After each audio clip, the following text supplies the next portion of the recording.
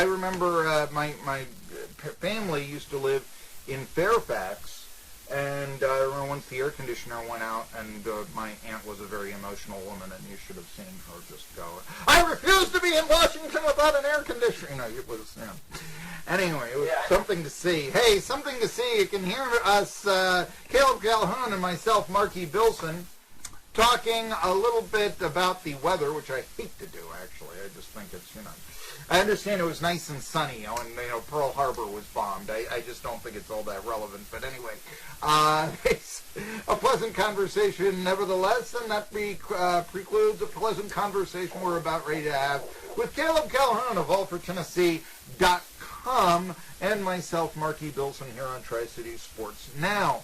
Although the Vols, the news is not what it is normally in the middle of a football season. There is plenty of news. Will any Tennessee players get drafted on Thursday or this weekend into the NFL? And what about Reggie Cobb, who passed away over the weekend at the age of 50? I guess, all right, let's start with the downer here. Reggie Cobb, I do remember him in my youth playing for Johnny Majors. I remember him as the feature back. I remember the Vols being up and down during that era. Certainly losing their first 6 games in 1988 wasn't a whole lot of fun, but then rebounding, perhaps because of some of the facilities that John Majors pushed for, finally came to fruition, and contending for an SEC championship, actually tying Alabama and Auburn for an SEC title in 1989 with some fringe contention for a national championship that year, and that was Cobb's senior year. Caleb Calhoun, allfortennessee.com, where do you think that Cobb ranked as one of the great backs in Tennessee history? He's up there. I don't know if I could put him with ahead of where Johnny Jones was right before Reggie Cobb got there, or some of the backs of the 90s. Jamal Lewis, obviously, Travis Henry, James Stewart, all the way through Travis Stevens. All of those guys. What about Majors himself? That's going back, but what about Majors himself? Oh, yeah, Johnny Majors himself. It's funny because I've always joked, the highway robbery of Peyton Manning losing the Heisman. I think the reason people had a right to be angry about that is they talked about the team success, which is why Charles Woodson won. But they didn't mind ignoring team success when Johnny Majors lost the Heisman Trophy to Paul Hornung, who was 1-9 that year. Yeah. I think it was 2-8, but yeah, I get the point. Yeah. In fact, I'll even give you this. Hornig it was single wing halfback days.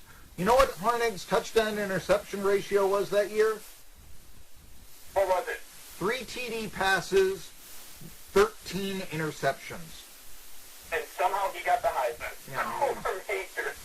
Over Jim Brown, too. Think of that. Although I do think that Major's case was actually a bit better than Brown's. I've looked at the records and such. But yeah, Brown was a far more viable candidate than Hornig was. Yes, but regardless, we were saying, yes. Yeah, and so, Reggie Cobb is definitely one of the elite ones. I think the interesting thing about Cobb, and I wrote about this over the weekend, was that, 1989 was the first year that really launched. If we were to look at a period that was the most successful period in the modern era for Tennessee football, I would say the run from 89 to 2004 sure. is what we would talk about. And Reggie Cobb was really the one that, launched that run because, his play in the first 5 games of 1989, I know he ended up getting dismissed and all of that, but Tennessee doesn't beat Auburn without Reggie Cobb in 89, and I feel like if it's not for that Auburn win, we don't know if the program really turns around the way it needed to.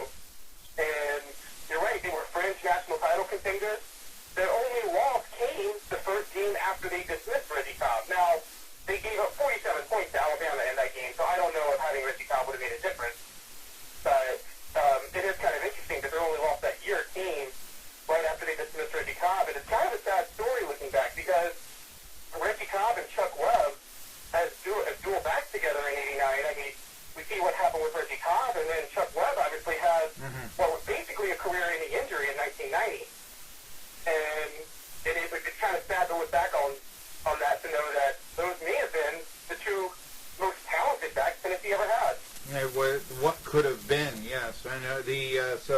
I do understand exactly what you're talking about. That was quite a backfield, certainly in '92 with Garner and Little Man Stewart. Before there was really the emphasis on the single back out there. And I mean, hell, you look at just a few years ago when you had you had Camara, you had let me think here, Harris.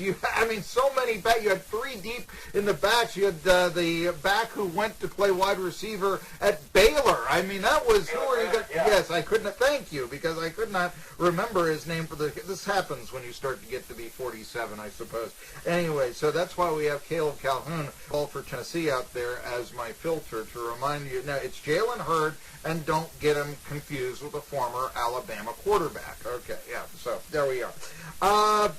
But he wasn't the only player to pass away, and more locally to East Tennessee, Matt McGlothlin, who passed away at 36, and maybe not the name that certainly Webb would be, but dying young at 36. And he was from Richlands High School. I believe that would have placed him just after the era that Heath Miller, who had a long career with the Pittsburgh Steelers and played for the Virginia Cavaliers, he was from Richlands High School. It's a very good football relationship. Anyway, I just wanted to discuss a little bit here. I mean, that was stunning to me. Do you have any memories of McGlothlin as a defensive lineman, say circa 2006, which was one of the last eras in which, Tennessee, they won their last their division title in 2007. One of their last titles that I think they were really looked upon as one of the two teams to beat in the SEC East. Do you have any memories of McGlothlin? Well, I just consider him one of the greatest overachievers you could ever have. Here's a guy who was a walk-on in 2003. When he stepped onto the program, and 2006 came, and everybody was looking forward to Justin Harrell and Kurt McBride being the starters at the tackle. And in the second game of the year against the Air Force, Justin Harrell suffered a season-ending injury, and McGlothlin had to come in and step in and fill the role for the rest of the year. And, you talk about massively overachieving, and I wrote this the year before against LSU. It's kind of not talked about as much, but Tennessee in 2005 had a bad year, but everybody remembers the one memorable comeback they had against LSU 2 days after Hurricane Rita hit. And in that game, we remember them falling behind 21-0 and Rick Clawson bringing them back, but a part that's missed is there was a period where Tennessee was still behind 21-0. Rick Clawson comes in, Gerald Riggs fumbles the ball, and LSU has a chance to go for the death knell, and Matt McGlothlin made two game-saving tackles on that next drive, and then the next play, LSU fumbles the ball and gives it back to Tennessee.